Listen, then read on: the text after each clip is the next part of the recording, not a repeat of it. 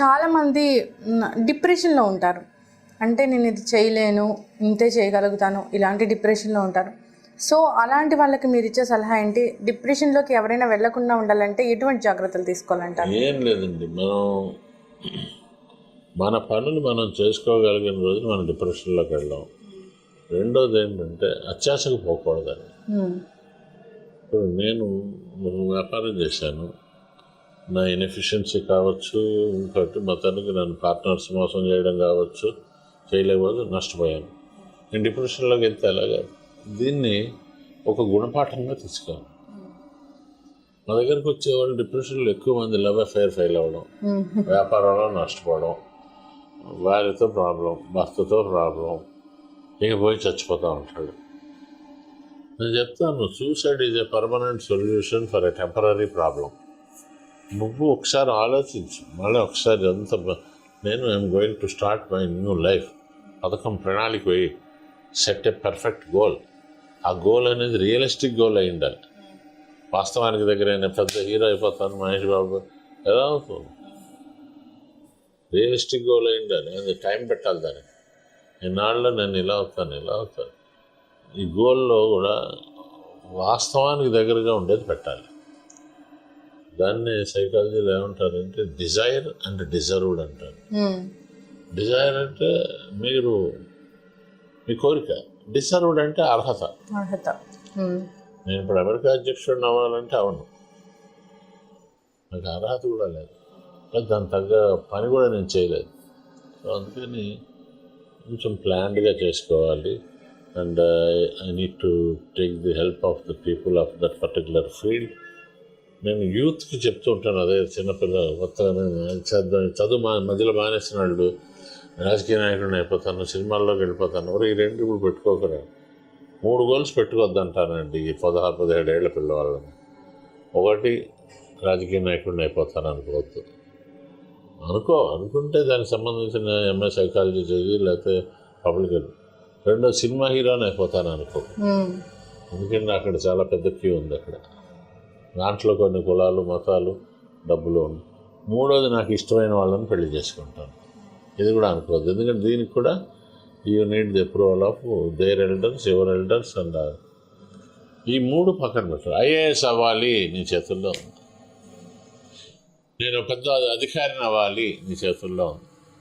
నేను గొప్ప స్పోర్ట్స్మెన్ కావాలి, నీ చేతుల్లో ఉంది.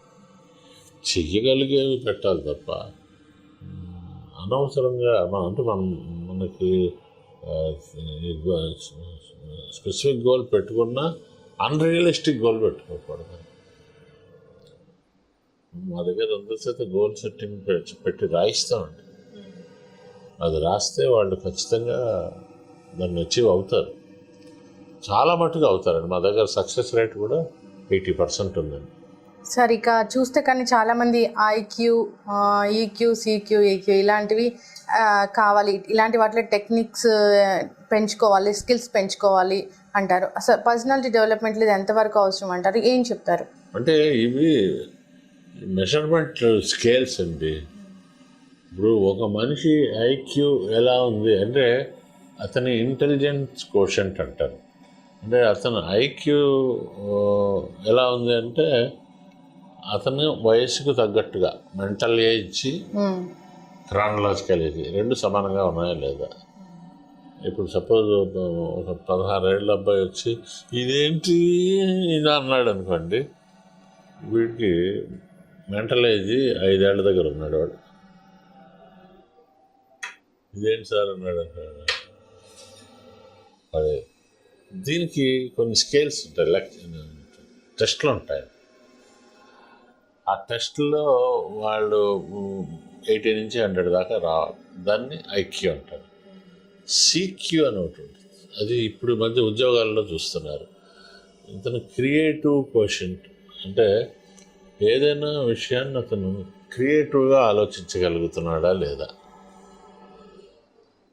అంటే ప్రశ్నలో చిన్న మతలబు ఉంటుంది.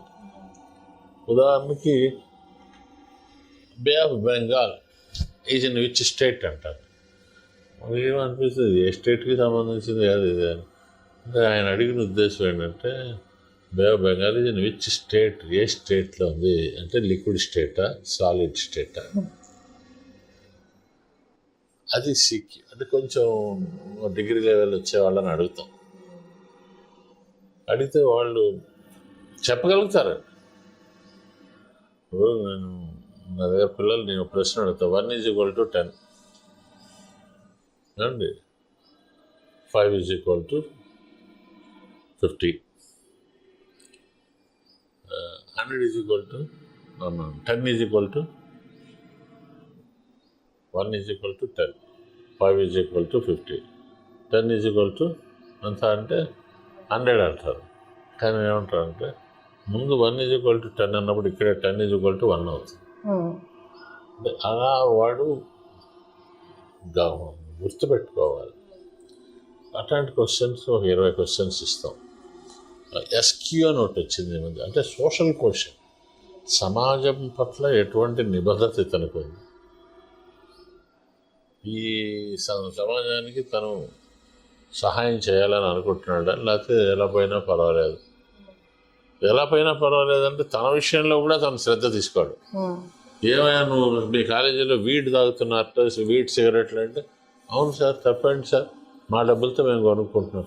ఇప్పుడు నువ్వు నీ ఆరోగ్యం పాడే నువ్వు చచ్చిపోతే సమాజానికి ఒక మంచి సర్వీస్ చేసేవాడిని ఒకరిని కోల్పోతాం కదరా అంటే, అది చేసేవాళ్ళు చాలామంది ఉన్నారండి, మా దగ్గర అలాగే మాట్లాడతాం. ఇవన్నీ మించి ఇప్పుడు కొత్తది ఇంకోటి ఏంటంటే ఈక్యూ అంటున్నారు, అంటే ఎమోషనల్ క్వశ్చన్.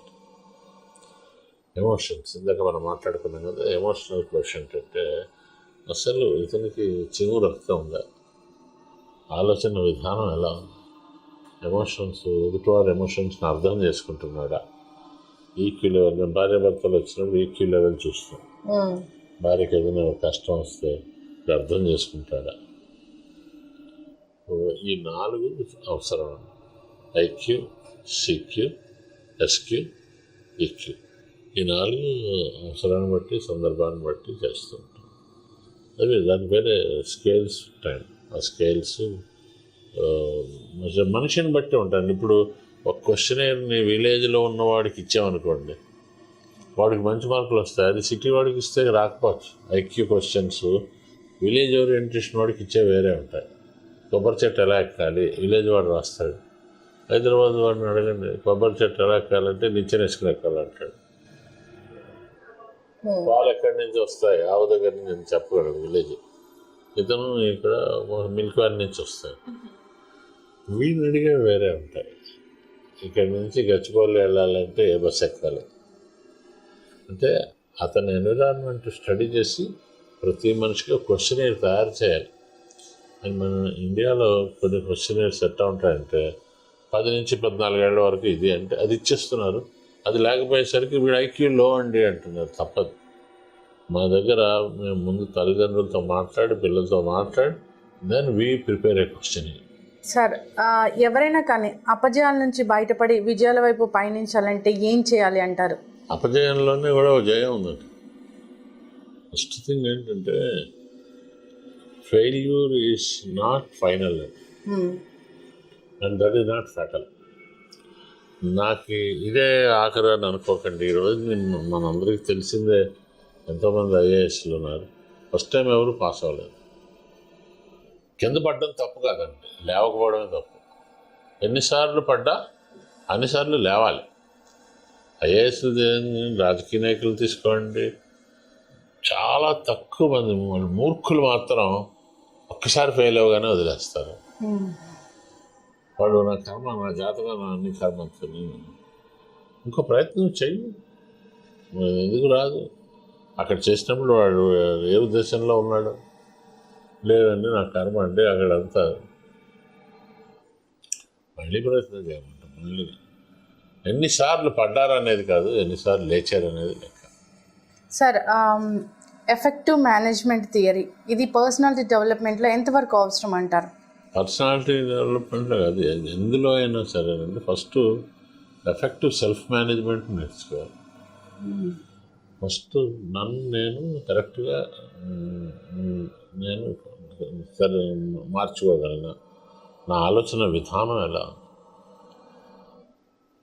ఏబిసిడి అని 4 ప్రతి మనిషి తనను తాను మెజర్ చేసుకోవడానికి మేము చెప్తూ ఉంటాం. ఏ అంటే యాటిట్యూడ్. యాటిట్యూడ్ అంటే మీరు చూసే విధానం ఎలా ఉంది, మీ దృక్పథం ఎలా ఉంది. Attitude, it is your attitude, not the aptitude that determines your altitude in the life అంటారు. సో ఫస్ట్ మీ యాటిట్యూడ్, మీరు ఏ కోణంలోంచి చూస్తున్నారు, నెగిటివ్గా చూస్తున్నారో పాజిటివ్గా చూస్తున్నారు. బి అంటే బిహేవియర్. బిహేవియర్ అంటే మీ యొక్క పెరిగిన వాతావరణాన్ని బట్టి మీ స్పందన, మీ యొక్క ప్రవర్తన. సి అంటే క్రియేటివిటీ. క్రియేటివిటీ అంటే ఒక కొత్త కోణంలో మనం ఆలోచించాలి. ఇది ఇంతే అని వదిలేయడం కన్నా ఇది ఇంకోలో కూడా చేయొచ్చు కదా. అండ్ మోస్ట్ ఇంపార్టెంట్ డి అంటే డిసిప్లిన్. డిసిప్లిన్ ఉంటే ఈ మొదటి 3 ఏబిసిలు సెట్ చేసుకోవచ్చు. చాలా ఫ్యామిలీస్లో ఇవన్నీ ఏంటంటే అమ్మ నాన్నల నుంచి నేర్చుకుంటాం. అమ్మ తాగుపోతాయి, నాన్న తాగుపోతాయి, అమ్మ పట్టించుకోకుండా ఇలా అమాయకురాలుగా ఉందనుకోండి, ఈ 4 టీచర్ల దగ్గర నేర్చుకోవాలి. టీచర్ దగ్గర నేర్చుకోలేదు అనుకోండి, వాళ్ళకి వాల్యూస్ ఎవరు చెప్తారు? ఇప్పుడు మనం చూడండి, నిన్న టీవీలో చూశాను, ఒక చాలా గొప్ప కుటుంబంలో చెందిన వ్యక్తి, వాడు రాత్రులు ట్రైన్స్లో పడుకుని లేడీస్ మెడలో గొలుసులు లాగేసి వాడిని ఇంటికి రైడ్ చేస్తే దాదాపు 10 లక్షల రూపాయలు బంగారం దొరికింది. ఏంట్రా అంటే, నాకు ఎందుకు అంత బంగారం తీస్తే లాగాలని. And he personally he's a very rich man. Obsession అనమాట. ఏంటంటే తిరిగే ఫ్రెండ్స్. ఇంకో కూరాడు ఉన్నాడు, వాడికి బండి దొరికితే ఎవరు ఓనర్ అక్కడ ఎవరు లేకపోతే పట్టుకుపోతుంది వాడిని. అంటే మన వాళ్ళు కూడా అశ్రద్ధలండి. నిన్న మొన్న దొరికిన దొంగలందరూ కూడా ఇక్కడ మహారాష్ట్ర వాడు, యూపీ అంటే బండిని వదిలేసి వెళ్ళిపోతాడని జాగ్రత్త లేకపోతే అట్ట. నిన్న పట్టుకున్న కూరాడికి 16 ఏళ్ళండి, 20 బళ్ళు దొరికేవాడు ధర లేటెస్ట్ బైక్స్ అని. ఎలాగంటే తెలుగు వాళ్ళకి పెద్ద జాగ్రత్త, తాళం కూడా వేసుకోరండి. ఓవర్ కాన్ఫిడెన్స్ తెక్కువదులు ఉంటుంది మొన్న అతను తాళం వేసుకోకపోతే ఎట్లా. సార్, సైకాలజీలో వింటూ ఉంటాము కాంప్లెక్స్ పర్సనాలిటీ అని. సో కాంప్లెక్స్ పర్సనాలిటీ అంటే ఏంటి, అది ఎన్ని రకాలుగా ఉంటుంది? కాంప్లెక్స్లు చాలా కాంప్లెక్స్లు ఉంటాయండి. అవి మామూలుగా అఫీషియల్గా అయితే వీళ్ళు విభజించినవి 20 ఉన్నాయి. మనం ఎక్కువ మాట్లాడుకునేది superiority complex, inferiority complex. Superiority complex ఉన్నవాడు ఏమీ లేకపోయినా ఎగిరెగిరి పడుతూ ఉంటాడు. నాకు అన్నీ తెలిసి ఉంటాడు. మాట్లాడుతుంటే నేను ఇప్పుడే మీ ఎండితో మాట్లాడొచ్చానంటాడు. సీఎం రమ్మన్నాడు, టీకి కుదరట్లేదు, మోడీ గారు చంపుతాడు, టిఫిన్ తిందాం రండి అంటాడు. వాడు అస్సలు ఉమ్మ దగ్గర కూడా రాను. సుపీరియారిటీ కాంప్లెక్స్ ఎప్పుడు చూసినా తన గురించి చాలా ఎక్కువగా చెప్తూ ఉంటాడు. మనకు మొదట్లో తెలియదండి, ఏమో చాలా పెద్దడేమో అని మనం సార్ అంటాం. తర్వాత ఇన్ఫీరియారిటీ అంటే ఎంత టాలెంట్ ఉన్నా ఎదుటివాడే గొప్పవాడు అనుకోవడం.